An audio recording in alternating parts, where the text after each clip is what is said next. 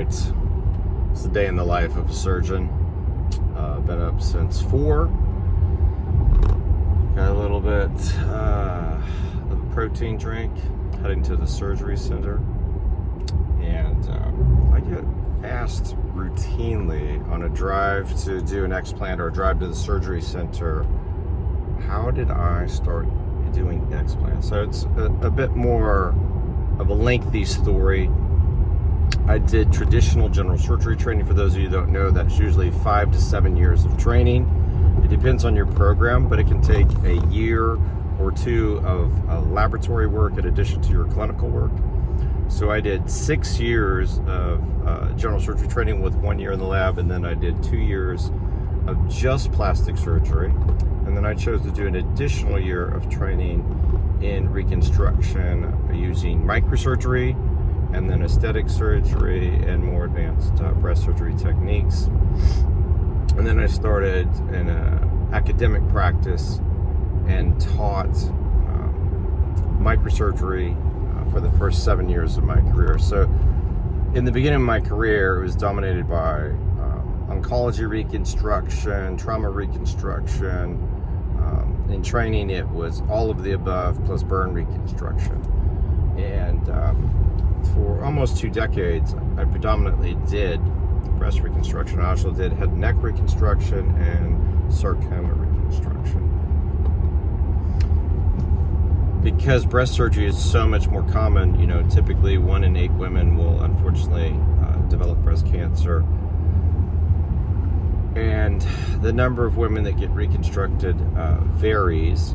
A lot of the surgery that's done now is breast conservation surgery. So you will do a lumpectomy followed by radiation therapy, and that makes the 5-year survival rate equivalent to a mastectomy. So when I was training, sentinel lymph node biopsy, which is done routinely now, was developed while I was training, and that became the standard of care. So while I was training, all sorts of reconstructive and oncologic procedures were changing. They also introduced laparoscopic surgery when I was training. So taking your gallbladder out using a camera and extended length instruments became the standard of care. So a lot of things changed when I was training. And the first 7 years of my career, I taught. I was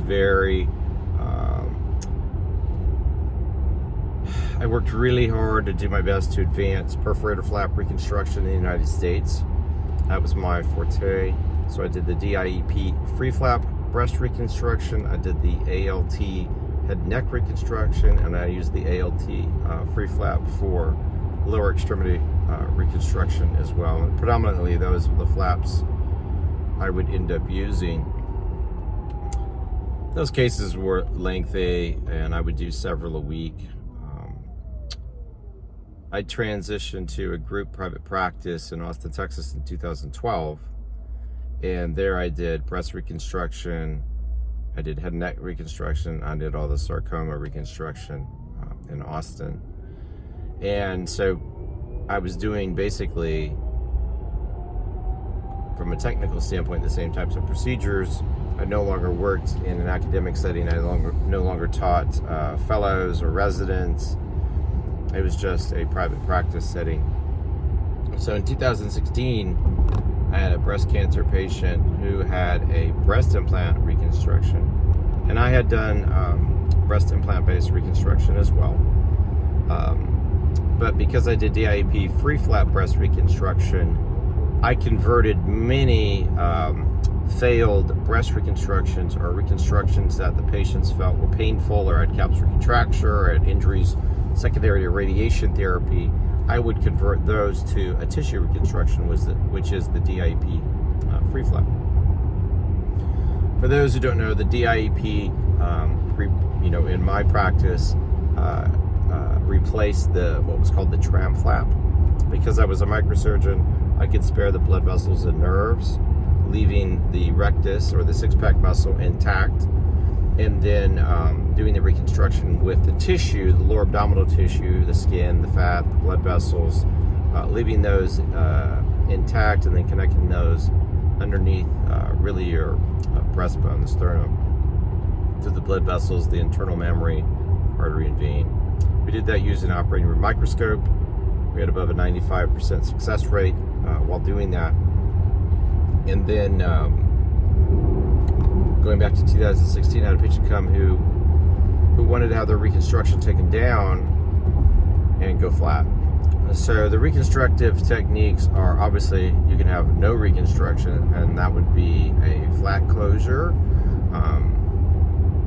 The most dominant form of breast reconstruction would be the use of a tissue expander and an implant. And so I'll take a few moments to explain why that's the most dominant form. So our country is enormous. It has over 330 million people in it. And once you get outside of the larger cities or urban areas, it's very hard for the hospitals to have the staffing, expertise, nursing, monitoring systems to take care of patients who have complex cancer reconstruction or trauma reconstruction, and that's why they get transferred to what's called the tertiary referral center. Tertiary care is the highest level of care. They will have the most intensive care capability. They'll have the most ability to provide multidisciplinary cancer care to patients. And so those are the environments that normally operated in. And the final form of reconstruction would be using your own tissue, and that would vary. For over 100 years, people have used the Lithostomus dorsi flap, and then the tram flap became popularized in the 80s. And then in the 90s with microsurgery and more advancement in that, perforator flap surgery became more and more mainstream, and more opportunities for patients to get that form of breast reconstruction developed around the United States and around the world.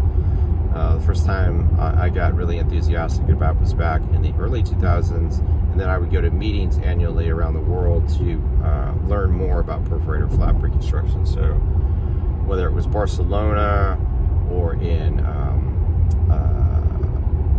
India or in Taiwan, I would go to the meetings I could to get more advanced either didactics, which was just instruction, or hands-on training in perforator flap reconstruction.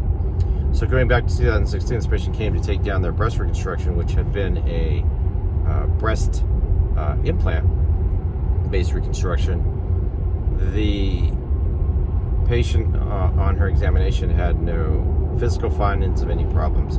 Sometimes you can have what's called a capsular contracture, which is just firmness, and there's grades 1 through 4. That can be worsened in reconstructive cases because many times they have more surgery over time, which is typical. And then many times they're receiving additional therapies. Something like radiation therapy definitely increases the risk and rate of capsular contracture. So this patient on physical exam had none of those findings. In addition, they had not been radiated. They had no physical findings, no swelling, no changes in the skin, no redness, no tenderness, no pain. All their diagnostic studies really showed everything within normal limits. So the white blood cell count was normal, SED rate, CRP were normal, all the tests looking at the liver and kidney function were normal. They had nothing on any of their imaging studies over time that showed any abnormalities. The only complaint the patient gave to me, which is a pretty common complaint of anybody who's had cancer treatments, especially chemotherapy, was fatigue. So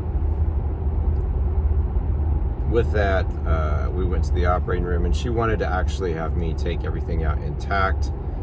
She actually used the term en bloc, which is a pathology term to take everything out, basically like a tumor resection, which I had done obviously many times given my background and credentials. So I took care of her, and actually was in a hospital setting because she had to be observed overnight. I did her case, took everything out, and when we're taking out tissues like that, we're trying to take the tissue out intact, so that we don't, if there's an infection, spread the infection around. If there's a residual cancer or a new cancer, we don't spread the cancer around. These are just oncologic principles that we always followed. That's how I was taught. And then her surgery went extremely well, no issues with it. And subsequently, on follow-up at a week, her pathology, which looks at cancer cells, it's a breast cancer patient, want to make sure she doesn't have a recurrence. Her pathology was completely normal. There was no recurrent disease, no evidence of disease, which is obviously paramount to anybody's long-term health. But she had, on what we call microbiology exam, a E. coli infection. And so I didn't stutter. She had an E. coli infection, and it needs to be a certain amount of bacteria, so it's 10 to the 6th on a normal reported specimen, so greater than 100,000 colony-forming units per high-powered field. And it had a resistance pattern determined by placement of antibiotic discs when they do the cultures. And so I had no idea this patient had this problem. Obviously, we spoke about it, and we placed the patient on the appropriate antibiotic therapy once we knew that information. And week over week, she got better. Her fatigue resolved completely. So this was a case of an underlying breast implant infection that had no physical findings and had no laboratory findings. Now, that really bothered me. So a couple things happened. She put me on a Facebook group and let people know I did her explant surgery. So in short order, I had people calling my office to obtain explant surgery, and it was really confusing to my office at that time where I was working. They didn't understand why people were calling to get their implants removed. So that started, and maybe a few times a month I would do explant procedures. And then it was Q4 of 2018, so we were doing them. I was still doing reconstructive surgery. In 2018, I had a nurse come to me who really wanted to have an explant done in Austin, stay with her sister who lived there at the time. And she was an ICU nurse from another state. And she had tons and tons of fatigue. She once again had no lab abnormalities, but I was suspicious based on her background being a nurse, obviously, especially an ICU nurse, that there was the potential for her to have developed an infection. And I did her explant, and she had a bunch of slime around the implant. And slime, I mean, was all gooey, not like it was ruptured, but sticky like it was infected. And I went out and confidently told her family that this was infected. We just need to wait for the results, and she would do better. And as soon as we knew the type of bacteria that was causing the problem, we would get her on the correct antibiotics, and she would get better. Her cultures came back that she had absolutely no bacteria, and I completely disregarded this because I knew there was a bacterial biofilm. It was obvious. There was no question in my mind. So there was a research technique called PCR, which we all learned more about in the pandemic. That is a very sensitive and specific technique for identifying DNA fragments. So I developed a relationship with a research lab and now commercial laboratory, Microgen DX in Lubbock, Texas, and I've sent all of my samples there since 2019, February 2019. And that has allowed us to obtain several, well over 1,000 samples. So we've done thousands of explants at this point. And we're submitting a research paper to demonstrate a 30% rate of identification of bacteria on the surface of the implant. And we feel that's the true incidence of bacterial contamination on implants. Fungus is just a handful out of several thousand, so it's really not a critical player in the contaminants. But That's the breast implant illness story.